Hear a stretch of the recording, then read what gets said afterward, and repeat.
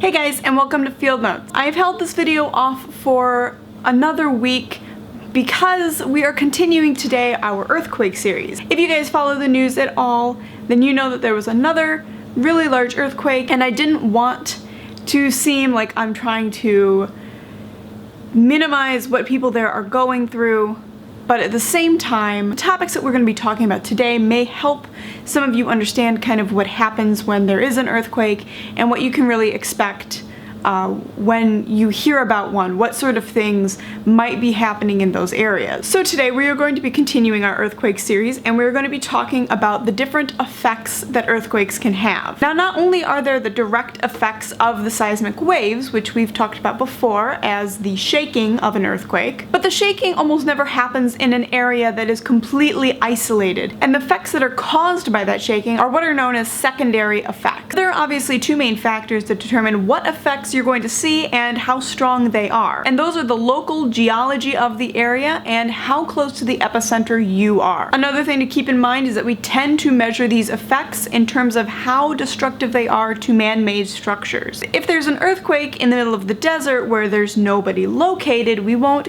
care as much because the destruction to human lives and human structures aren't as large. The first two we are going to talk about are two direct effects, and that is ground shaking and faulting. Now, ground shaking is something we've discussed before in this video. It is the direct effect of seismic waves, but they are only felt if the earthquake was strong enough. Next, faulting is only really present where the actual fault moves, so you have to either be along the fault zone or at the epicenter to really see this effect. The movement of a fault can create what is known as a fault scarp, which we have talked about before, which in and of itself is not particularly dangerous unless you have built your house directly on top of a fault. Now, that primary effect of ground shaking actually causes most of these others, which is why it's known as a secondary effect. Landslides, avalanches, and rock slumps can also be triggered by ground shaking, especially if you have a very unstable section of rock. A lot of the time, a rock slide or rock slump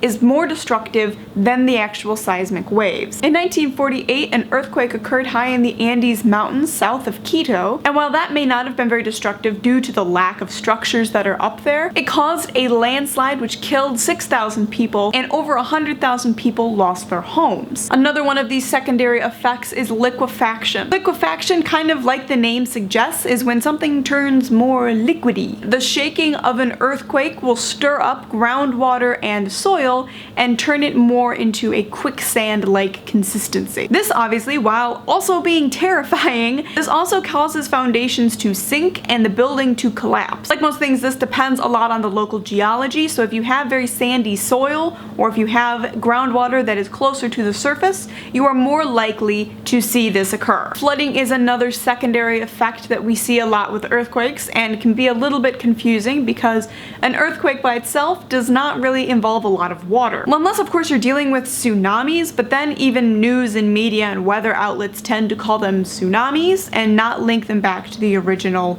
earthquake. Technically, a tsunami is just a really big wave, but flooding can be caused by quite a few other things as well as the huge tsunami wave. It can be caused by a local river or lake, but even if you're not near water, broken water lines can also be a major cause of flooding. Now, if you do live next to a river or a lake, flooding can occur due to a phenomenon called a seiche. A seiche is the technical term for the sloshing back and forth of water. You can recreate this oftentimes in a bathtub. And obviously, if the seiche goes higher than the banks of the river or lake, it can cause flooding. The next couple are strictly effects of earthquakes because the damage of human made things. One is fire, and these are caused by breaking electrical and gas lines. In fact, in the case of the San Francisco earthquake of 1906, it is estimated that almost 90% of the damage that was done was actually caused by the fires. If you think of like maybe one building that really you don't want affected by earthquakes,